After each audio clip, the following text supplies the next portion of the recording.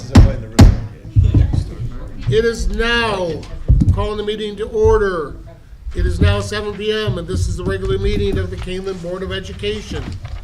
We would like to inform all board meeting attendees that this meeting is being live streamed and archived for access at any time by our community members on the internet within 24 to 48 hours of the meeting's conclusion. Mr. McCauley, the Pledge of Allegiance, if you would, please. I pledge allegiance to the flag of the United States of America and to the republic for which it stands, one nation, under God, indivisible, with liberty and justice for all. In attendance, please. Mr. Mankivsky. Here. Mr. Kleisner. Here. Mr. Cook. Here. Mr. McCauley. Here. Mr. Spellcup. Here. Dr. Lawler and Mrs. Simmons are absent tonight. All right, with 5 members present, we have a quorum. Is there anything the board would like to move from consent to new business? No. Hearing none, I will entertain a motion to approve the agenda as presented. So moved. Second. And a roll call, please. Mr. Kleisner. Aye. Mr. Cook. Aye. Mr. McCauley. Aye. Mr. Spellcup. Aye. Mr. Mankivsky. Aye. Motion carries 5-0.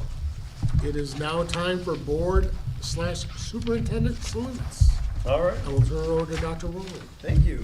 So last week, the week of February 2nd, was National School Counselors Week. I want to take a moment to salute our school counselors for all they do.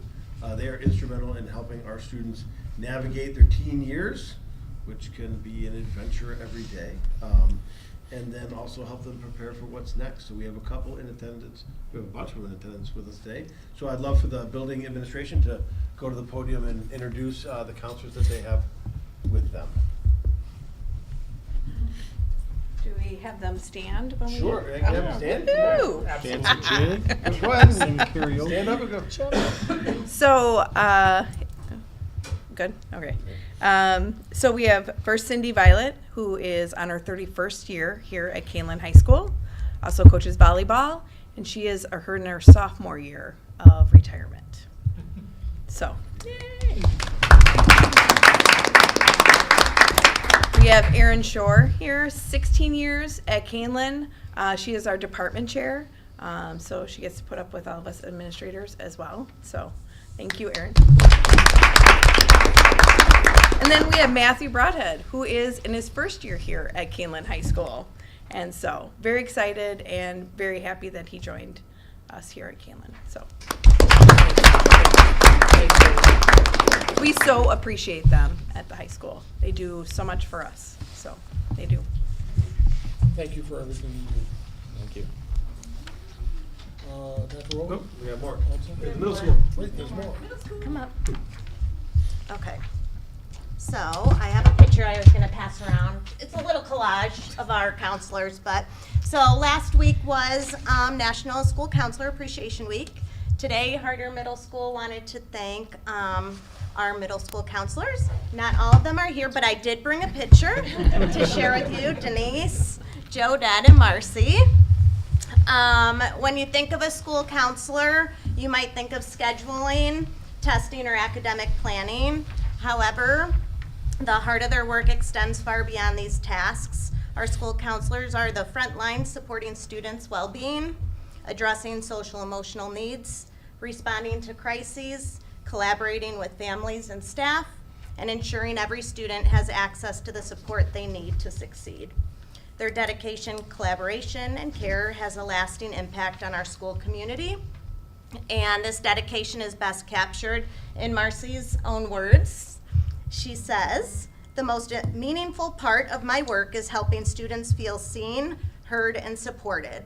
Middle school can be such a pivotal and challenging time, and I feel grateful to be someone students trust, whether they are excited, struggling, or simply need someone to listen. Seeing a student gain confidence or have a better day because they felt supported is what makes this work so fulfilling." At Harder, we are deeply grateful for all that you guys do, and so we'd like to say thank you.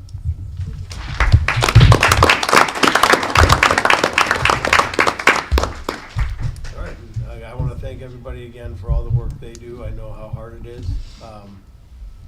and all the roles that you guys play. So thank you very much. And that is our salute. That's my salute for the day. All right. Dr. Bogan? Nothing this evening. All right. Board members? All right. Basketball team is undefeated. Still. Unbelievably good. Just saying. Oh, well, I Just didn't wanna stealing make the sure. thunder, right? Just stole it. That's my Pulled the choice. carpet. It's the only time I can go. That's true. Right. Anything else, board members? All right. The board appreciates everyone in attendance this evening and invites you to stay as we move on into the new business portion of the meeting. We understand that not everyone is able to stay for the entire meeting. And we wanted to make sure you know this is an open meeting and you are able to come and go as you need. And we look forward to seeing you at future meetings. All right. Thank you for coming. Thank you. And I must say, your son is rocking that hat. I like it. All right. Tonight's consent agenda that contains the following information. Action item number 1, approval of the treasurer's report for January 2026. Number 2, approval of the meeting minutes from January 26, 2026. Number 3, approval of personnel. Number 4, approval of the destruction of audio recordings from closed session meetings from August 2024. And informational items, student suspension data report, freedom of information report, and field trip notification report. I will now entertain a motion to approve the consent items listed. So moved. Second. And a roll call, please. Mr. Cook? Aye. Mr. McCauley? Aye. Mr. Stallcup? Aye. Mr. Mankivsky? Aye. Mr. Kleisner? Motion carries 5-0. The consent agenda is approved.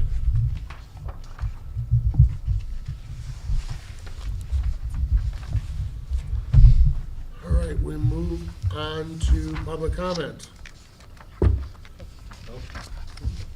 None? Saves me the spiel. One last thing I have to do.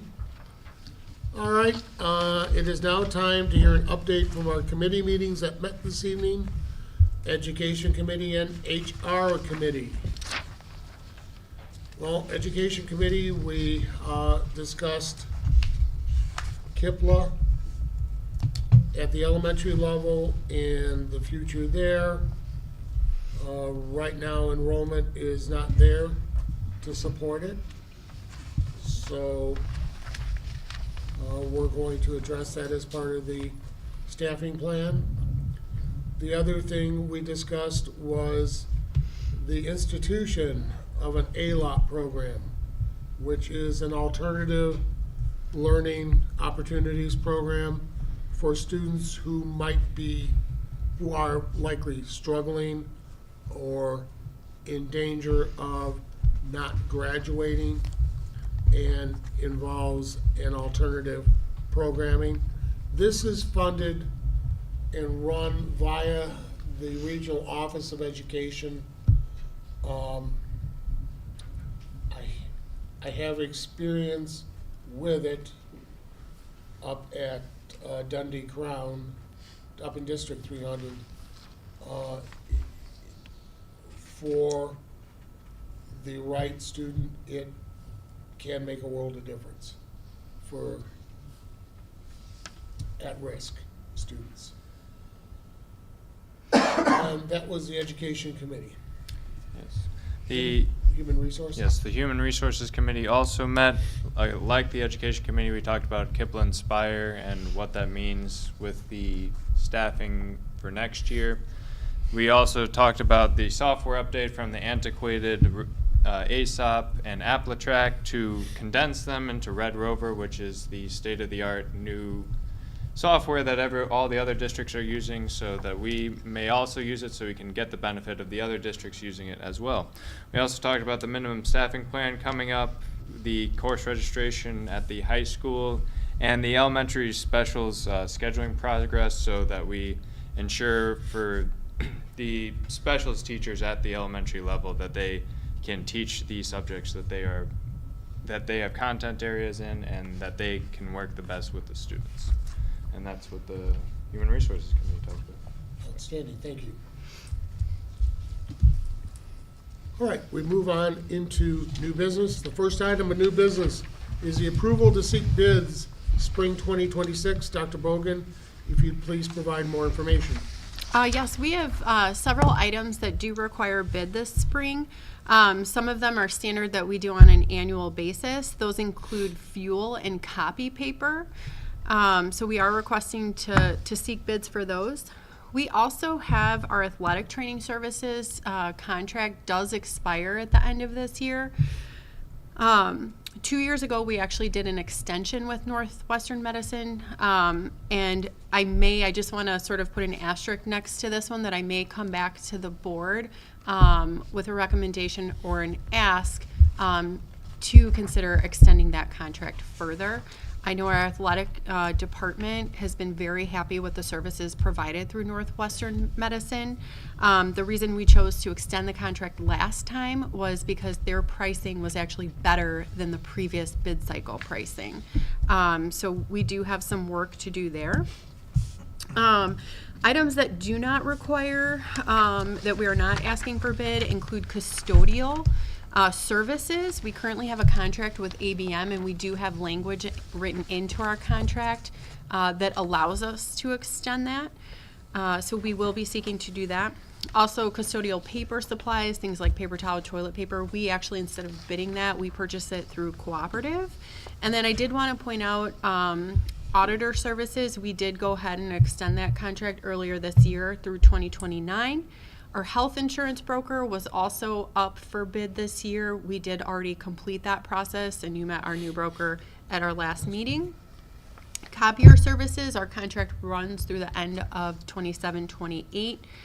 Special ed transportation, this is another one with an asterisk that I do anticipate coming back to the board with a recommendation, either to extend our current one-year emergency contract by 1 year or go out to seek a bid.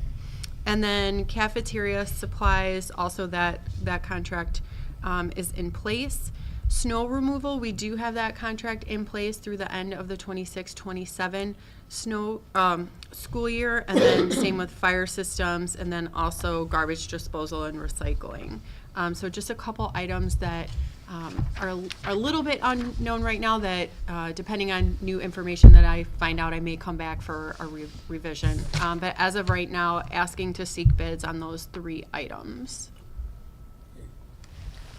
When will you know on the athletic training?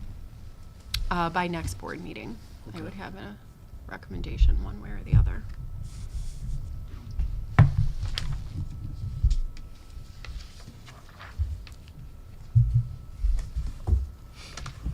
All right.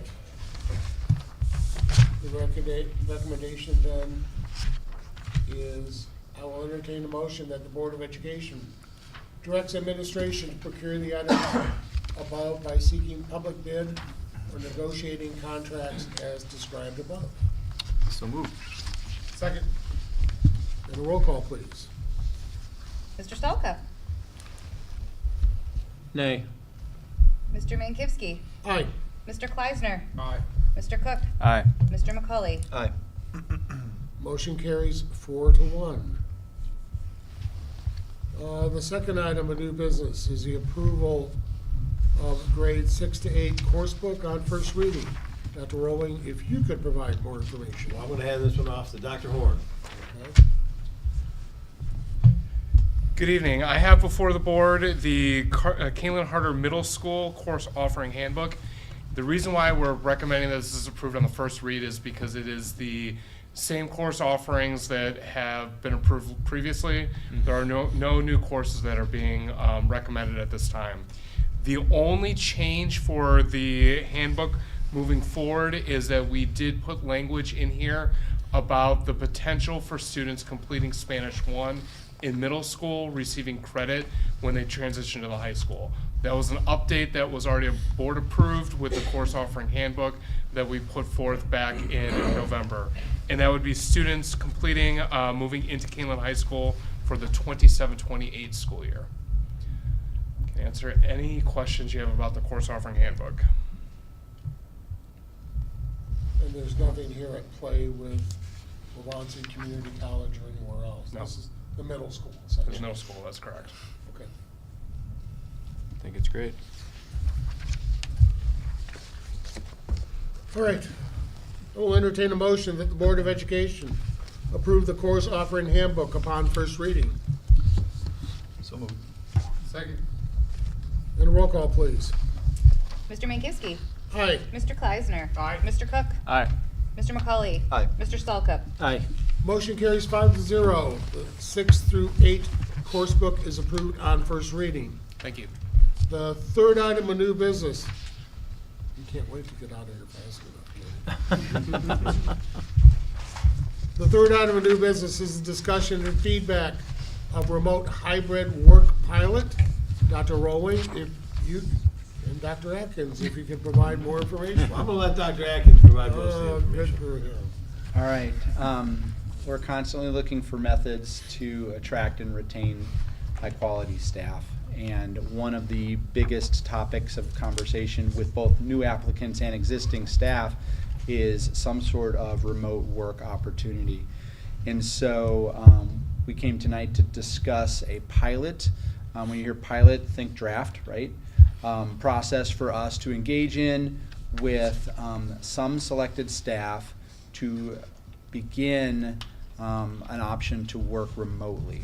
So as a pilot, we've identified specific positions that are not student-facing. You can't work remotely when you drive a bus. You can't work remotely when you're necessarily teaching in-person students and those kinds of things.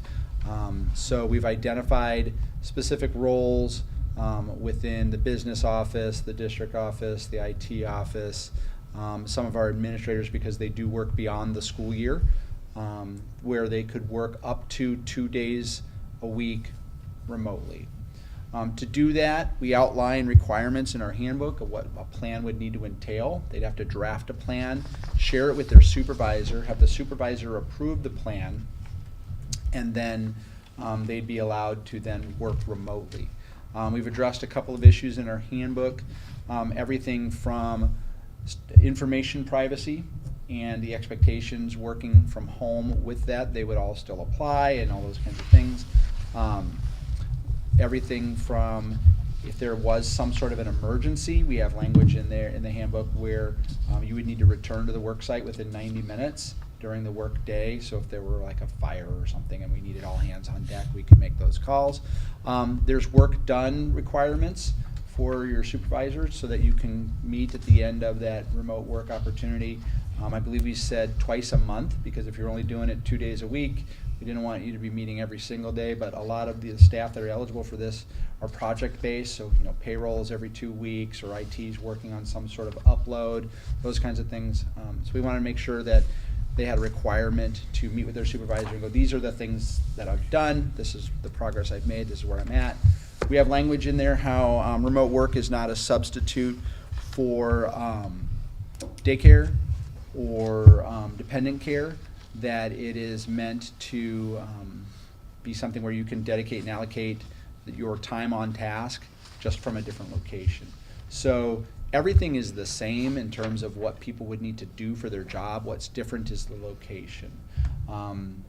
We anticipate that this will be a well-received dynamic for some of our staff, and potentially even staff down the road that we need to attract to be able to offer them this opportunity.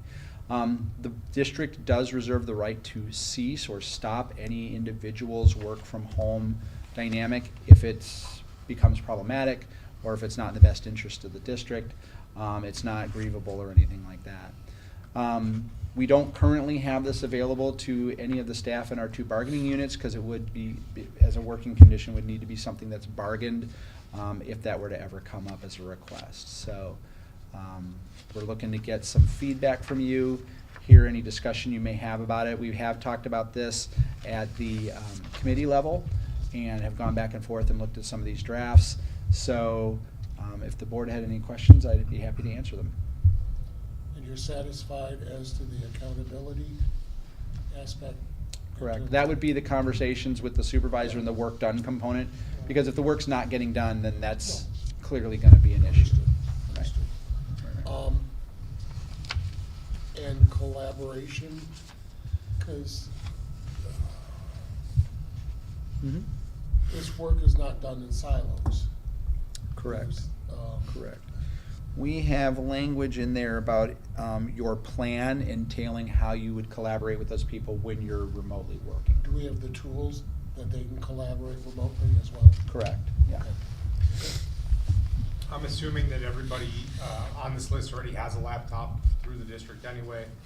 Do they bring their laptops home on a normal, everyday basis anyway? It depends. Some do and some don't. I wouldn't be able to speak to anybody except for the assistant for the HR department. She brings it back to the office about once every 2 weeks to charge it here and have it update here to make sure that the software and the operating system is up to date, but otherwise keeps that at home in case we do have those things that need to get done off hours, or like last Friday when we had the e-learning and our 12-month employees stayed home because of the cold weather. So they do have that. They are able to take it back, and then it has our systems on it. I'm not the tech guy, but it has those safeguards built into the device. VPN, that sort of thing, just to make sure that. Correct. Is this only for the summertime? This would be, it's going to be different for different groups. So if you are in a student-facing position where your contract extends beyond the year, so for example, an administrator, a building administrator, they're expected to be on site when students are there. However, they have 210, 220-day contracts. Kids are only in session 172 days. So there are opportunities at the beginning and end of the summer where they might be able to do a remote work day. There are some staff who are not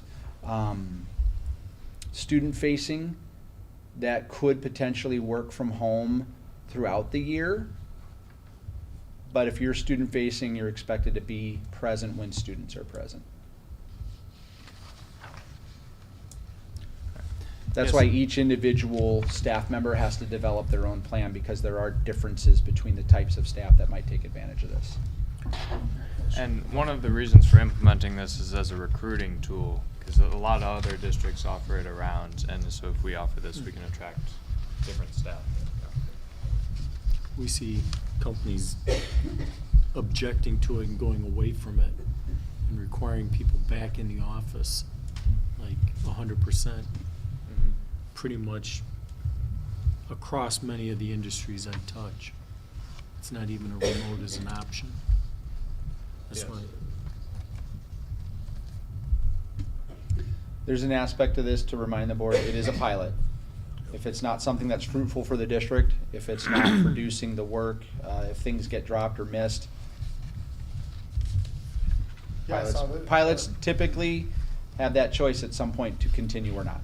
At what point do you think, are you gonna like re-examine, take a look at it and go, okay, are we benefiting or what's happening? I'd like to have some quarterly checkpoints with the supervisors, like how's this going?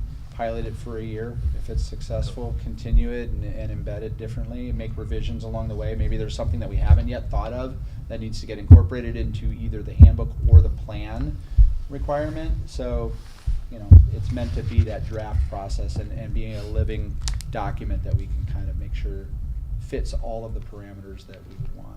So you are gonna walk through it at least a year with the quarterly, or just the quarterly reviews Yeah. may cut it, or? I would be reluctant to give a hard, like, a full year. Yeah. Because if it's not working after a quarter, like at all, across the board, I mean, don't do it. So you know what I mean? So I want to leave it open to give it, you know, the old college try, if you will, but also to have the autonomy to say, this wasn't at all what we thought. It's not turning out at all the way that we planned. So, no. And it's gonna be closely monitored the whole time. too. Yeah, you're still responsible to your direct supervisor to make sure that all those things are getting done, all those conversations are you know, taken care of. We want to have their communication plan. Maybe there's a midday check-in, or if I call you and leave you a message during work hours, you've got, you know, X amount of time to get back to me. Those kinds of things to make sure that nothing gets dropped. Ultimately, we want it to be successful for the district as well as employees. Yeah. And I think it would be- I think Dr. Atkins has that, well, I believe it. So, So, We did this in my previous You owe me. district You owe me. with, I think it was fairly successful, in that, you know, a lot of times we are, like, if I take a day off because I'm meeting with, you know, the guys dropping the new dryer off or whatever, I'm working, right? We're getting phone calls, we try to not do that, but this is an opportunity then for those types of things too. correct. Where we can still be productive, the district can still benefit from the work, and we don't have to, you know, take those days. And it is a nice benefit for the occasional. And is there like autonomy as far as if they can pick and choose the day they're gonna take, or is it strictly on the calendar, they know ahead of time what's gonna happen, or how Yeah, does that one of work? the things I think that we've talked about that we would like to make sure happens is that there is a day where everybody's present, right? So that if we did have to have like a department or interdepartment meeting Wednesdays, we haven't gotten that far with the supervisors yet, but I think that's something that we would have an interest in. And the other thing as I'm sitting here is it may be fruitful to provide an update to the board on that quarterly basis about how it's going, what we've seen, whether it's working for our staff or not, whether it's working for the district or not. So we can definitely put that in. Good. So, all right. There's no required action for the remote hybrid work pilot. The fourth item of business is discussion of the calendar for 2027, 2028. Dr. Rowland, if you could please provide more information. Yeah, this time I guess I have to provide information. Everyone else do my work. It's yours. So I did provide the board with a draft of the 27-28 school year calendar, as we've discussed ad nauseum. Summer 27 is going to be a lot of construction. We will be doing structural work, and so in order to build in time to be able to complete that work, you know, when I presented the 26-27 calendar, it ended the year as quickly as possible. And this one opens the year essentially as late as possible, which would have teachers returning on August 30, students beginning September 1st. Our winter break would run December 20th through January 2nd, spring break through March 27th through April 3rd, and the student attendance year would end on June 8th. So that is, again, this is, I want to be clear, we're not setting a new precedent of moving back this far. I know Mr. McCauley's talked in the past about a desire to potentially move the school year back. Certainly a conversation we can continue to have for the 28 school year.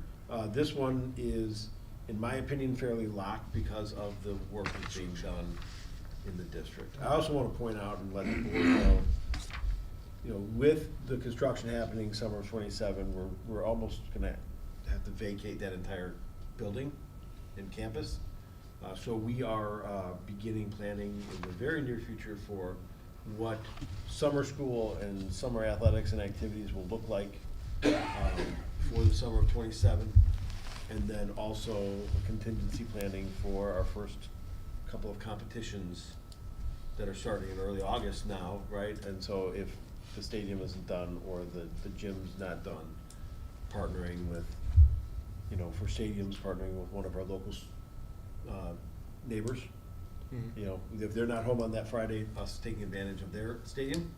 And then for gyms, we obviously we have multiple gyms around the district. So we're already beginning that planning so that summer of 27 doesn't sneak up on us. So at this time I take any feedback, any questions related to this. The goal would be to bring this back for approval in the consent agenda of the next board meeting. Yeah, the one thing, just maybe in August, have AP teachers contact their students and give a packet or something, because I know this takes away 2 weeks of learning from them, and so they need to be on pace for the test in May. Yeah, maybe we can send them home with summer work then. Mhm. That's not a. They'd love to common do phrase, that. that's- Everybody likes to work in the summer. Good call, I appreciate that. I'm all for it. Works for me. I can see this, I can see the smile on your face when I wrote the memo. You should have seen the smile on my wife's face. It's like, wow. I make sure you read the last paragraph, though, it's not precedent setting. We're not moving to CPS schedule. All right, anyone else? All right, there's no required action for the calendar for the 2027, 2028 school year. It is now time for superintendent board support report. Sorry, Dr. Rowling, do you have anything to share? I do. So a couple of things. I know Ms. Schroll will handle some of our high school accomplishments, but congratulations to Angelina Gochis, Chloe Cervantes, Caitlin Manier, Reagan Behrens, and Sadie Kinsella for moving on to sectionals in girls wrestling. They will compete this weekend at DeKalb. And then congratulations to John Havron, Colton Heltsley, Josh Carther, and Apollo Gochis for qualifying for sectionals in boys wrestling, where they will compete this weekend in Geneseo for a chance to go to state. So congratulations to those athletes. Blackberry Creek this February launched a Spread the Love Challenge. Staff were challenged to make sure every student receives a positive phone call from home, not an email, but actually, a positive phone call home, not from home. Even though we just started on Monday, 75 students have already received calls. This is a week old, so it started a week ago. Staff is sharing the names and contact information of somebody important to them, so Ms. Ward can spread the love by making positive phone calls for our staff too. At Kaneland High School, chess coach Ken Dentino is a candidate for the IHSA Scholastic Bowl Hall of Fame, so good luck to him on that. Here at Harder, they achieved the highest honors in the 39th Annual Word Masters Challenge, which is a national vocabulary competition involving nearly 125,000 students from around the country. Congratulations to our students and our fabulous teachers, Ms. Pistic, Ms. Miller, and Ms. Nichols and Ms. Jass that oversee our Word Masters. So more success. Big shout out to the Kaneland community for donating enough groceries to provide about 120 families with 2 full bags of groceries. Special thanks to our planning committee of the Share the Love food drive, Sue Sensor, Susie Axel, Patty Reeder, Chris Atkins, David Chavez, and Jackie Bogan. I want to point out that Dr. Bogan spent time last week organizing and making sure we had all the stuff we needed and running to the store to pick up a few things. And when I say a few things, I mean a couple of cartloads.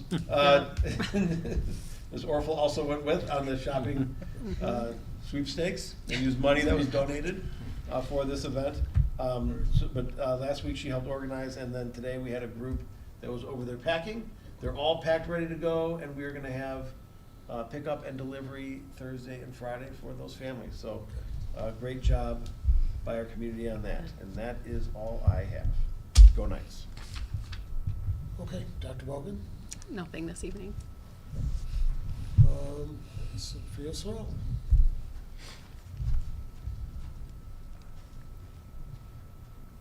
Good evening. I hope everyone's been well the last 2 weeks. Kaneland has been making an impact at the state level recently. Last Thursday during homeroom, we celebrated both the chess team and the competitive cheer team, both qualified for state. The cheer team traveled to Bloomington this week and then placed top 25 in Illinois, while the chess team will compete at state this upcoming week. And then on Saturday night, the boys varsity basketball team defeated Sycamore High School in overtime. The team was led by senior Marshawn Cocroft, who had 20 points, followed by senior Connor Kimmy, who had 18, and junior Jeffrey Hassan was 16. The Knights are now 25-0, so undefeated, and also undefeated in conference at 7-0. The team will have their senior night for the 2026 seniors when they host Oak Forest on Wednesday, February 11th at 7 p.m. And then also coming up this Thursday is the girls basketball senior night, where they will host Oswego at 7 p.m. and they will start regional play next Monday. Along with that, Student Council is hosting a meeting this Thursday at 3 p.m. in the library, but we will also be providing Valentine's Day donuts and lemonade for students on Thursday morning just to celebrate the holiday week. And then Key Club will meet this Wednesday at 7 a.m. And then students keep an eye out next week. NHS and DECA will meet. And then all Kaneland schools will not attend on February 16th due to President's Day. Have a great night. Thank you. Thank you, Ms. Schrader. Board members? Right. Are there any topics for future agendas that the board would like to discuss?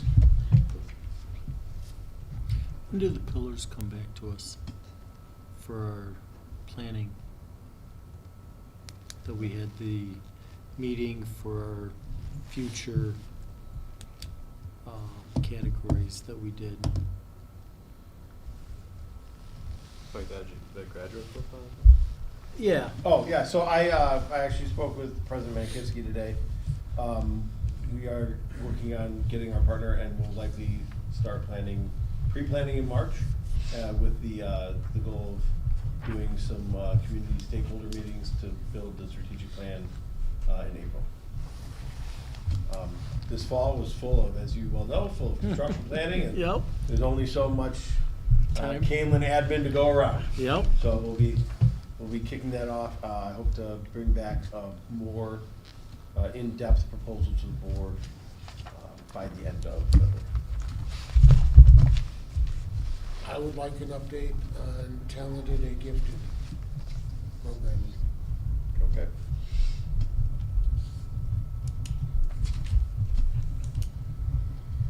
Other board members? I'm all good.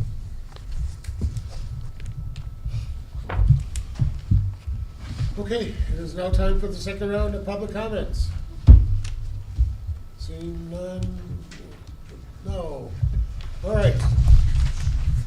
There is no closed session scheduled for tonight's meeting. Therefore, after the vote to adjourn, the recording of tonight's meeting will be concluded. It is now 7:37 p.m. and a new record. I will entertain a motion to adjourn the meeting. So, second. All in favor? Aye.